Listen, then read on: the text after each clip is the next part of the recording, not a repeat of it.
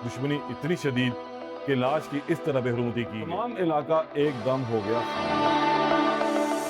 Motorcycle के पीछे बंदी एक लाश जिसे गलियों में घसीटा जा रहा था। खौफो हरास हर तरफ फैल। मरने वाला आखिर कौन था, मारने वाला आखिर कौन, असल वजह क्या थी? इस हवाले से आज के व्लॉग में आपसे तमाम हकायक शेयर करूंगा। शुरू अल्लाह के नाम से जो नहायत मेहरबान रहम करने वाला है। अस्सलाम वालेकुम नाजरीन, आप देख रहे हैं हारून व्लॉग्स और मेरा नाम है मोहम्मद हारून। ये वाकया पेश आया है आज से 2 रोज कबल रावलपिंडी का इलाका है फैजाबाद, जहां पर एक नौजवान जैन को कत्ल करने के बाद उसकी लाश जो है वो रावलपिंडी की गलियों में घुमाई गई। पुलिस बड़ी हैरान थी, परेशान थी। फिर इसकी लाश जो है वहां पर फेंक कर एक वीरान इलाके में खेत हैं जहां पर मुल्जिमान फरार हो गए। तमाम मुल्जिमान के बारे में सबको इल्म भी है कि आखिर कौन थे। पुलिस को इतला दी गई, पुलिस मौके पर पहुंची और लाश को कब्जे में ले लिया। ये मरने वाला नौजवान जो है इसका नाम जैन बताया जाता है और ये बताया जाता है कि 2 रोज कबल इसे अगवा किया गया। मुल्जिमान जो है इसके घर के बाहर घात लगाकर बैठे थे कि जैसे ही जैन घर से बाहर निकलेगा तो उसे असलहे के जोर पर पहले अगवा किया जाएगा और फिर ले जाकर इसके साथ इसको कत्ल कर दिया जाएगा। फिर वही हुआ कि ये नौजवान जब घर से बाहर निकला तो इसको अगवा किया गया और फिर इसको ले जाया गया करीबी इलाके में जो बिल्कुल ही सुनसान था। वहां उसको इतना मारा गया, इतना पीटा गया कि उस मारपीट से ही इसकी मौत वाक़या होगी। फिर इसकी लाश को मोटरसाइकिल पर बांध कर उस इलाके की गलियों में घुमाया भी गया। शायद कुछ इबरत का मुकाम या इबरत का निशान बनाना मकसद था और अपनी जो दुश्मनी थी उसकी आग को ठंडा करना था। पुलिस ने अब इस शख्स के कत्ल का मुकदमा तो दर्ज कर लिया, लेकिन अब जब पुलिस ने तहकीकात का आगाज किया तो ये एक बड़ी ही चौंका देने वाली बात थी कि ये कोई सिंगल मर्डर नहीं था बल्कि एक डबल मर्डर था। मरने वाला जैन जो है कुछ रोज कबल जो है इसने एक शख्स को कत्ल किया था और ये जो कत्ल का वाकया था ये भी बड़ा खौफनाक था। जैन का एक नौजवान के साथ को पैसों का लेन देन था। वो पैसे भी कुछ इतने ज्यादा नहीं थे। वो नौजवान जो है मैसूद कबाइल का था और एक करियाने की दुकान पर काम करता था और इस दौरान कुछ शायद जैन ने पैसे उसके देने थे। जैन कुछ देर कबल जो है उसके दुकान पर गया सौदा सलफ लेने के लिए, लेकिन दोनों के दरमियान वहां पर अनबन हो गई और फिर मामला जो है वो खत्म हो गया। शाम को ये बताया जाता है कि वो नौजवान अपने कुछ बड़े बूढ़ों के साथ उस जैन के घर वापस आया और ताकि जो है माफी तलाफी की जाए और मामले को ख़त्म किया जाए। लेकिन जैन जो है अपने दिल के अंदर एक रंजिश रख कर बैठा था और वहां पर जो सुलह की बैठक थी एक मरतबा दोबारा खूनी तसादम में मुंतकिल हो गई।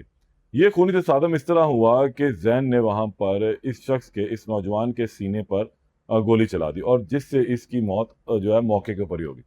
अब इस नौजवान की मौत के बाद जैन वहां से फरार भी हो गया। अब मामला जो है बिगड़ गया और पुलिस वहां मौके पर पहुंची, लाश को कब्जे में लिया।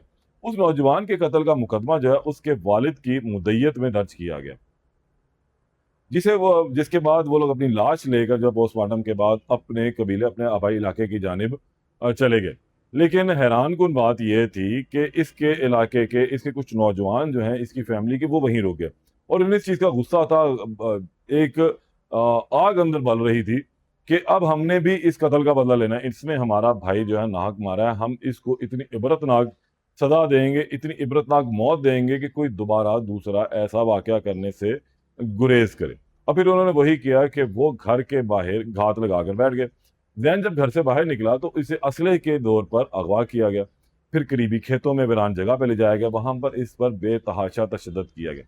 इतना तशद्दुद किया गया कि जिससे इसकी मौत ही वाकया हो गई। बात यही खत्म नहीं हुई, उसके बाद इन्होंने इसकी लाश को उठाया और फिर वो उस इलाके की गलियों में घूमते रहे मोटरसाइकिल के पीछे बांध के। जितनी बेहुरमती वो कर सकते थे उन्होंने की, जितना गुस्सा वो निकाल सकते थे उन्होंने निकाला, जितनी दुश्मनी की आग में वो जल रहे थे उन्होंने अपनी आग को ठंडा करने के लिए वो तमाम हरबे इस्तेमाल किए जो वो उस वक्त कर सकते थे। और फिर उसके बाद वो लाश को फेंक कर वहां से फरार हो गए। वाकया जब ये वाला रिपोर्ट हुआ तो इससे दूसरी कड़ी जाकर खुली कि आखिर इस वाकये के पीछे क्या वजह थी। तो ये मामला बढ़ा कि एक छोटा सा मामला था, कुछ पैसों का लेन देन था और जो ये छोटा सा मामला 2 लोगों की जान जो है वो ले गए। दोनों नौजवान हैं, तकरीबन इनकी उम्र 20 से 22 साल के दरमियान है और गर्म खून था ना। इससे उस वक्त जो है थोड़ा सा बर्फबारी का मुजाहरा किया गया, तहम्मुल किया गया, सब्र किया गया ना उस नौजवान से किया गया जिन्होंने बाद में जैन को मारा था। हम अब जैन के कत्ल का मुकदमा जो है उन अफराद के खिलाफ दर्ज हो चुका हुआ है। अब इसमें एक और नया ट्विस्ट भी सामने आया कि जो उस पहला नौजवान था जो जैन ने मारा था, उसके लवाहिकीन ने इल्ज़ाम लगाया कि बिल्कुल हमारी तरफ से ये मामला हुआ, लेकिन पुलिस ने यहाँ एक ज्यादती की है कि वो हमारे घर की खवातीन को ही उठा कर ले गई है। हम कबायली लोग हैं, हमारी इज्जत है। बिल्कुल जिन्होंने किया आप उनको पकड़ लें, अगर वो आपकी पकड़ में आते हैं, लेकिन कम से कम हमारे घर की खवातीन को जो है थानों में बंद ना करें। पुलिस के हवाले से भी वर्जन आ चुका हुआ है कि पुलिस का कहना है कि हमने किसी खातून को हिरासत में नहीं लिया। तो हम दोनों पार्टियों के जो है कुछ लोगों को हिरासत में लिया गया हुआ है। जैन की पार्टी के लोग जो हैं वो पहले ही हिरासत में थे पुलिस के। अब जैन को के कत्ल के बाद जो है जो महसूद कबीला है उसके जो लोग हैं उनको भी हिरासत में लिया गया। तमाम पुलिस ने इस बात की सख्ती तरदीद की है कि हमने किसी खातून को जो है हिरासत में रखा है या उन्हें डराया है, धमकाया है। लेकिन इंतहाई अफसोसनाक वाकया, जहां पर एक छोटी सी चीज दो कीमती जाने ले गई, हंसते बसते घर उजड़ गए, फैमिलियां डिस्टर्ब हो गई।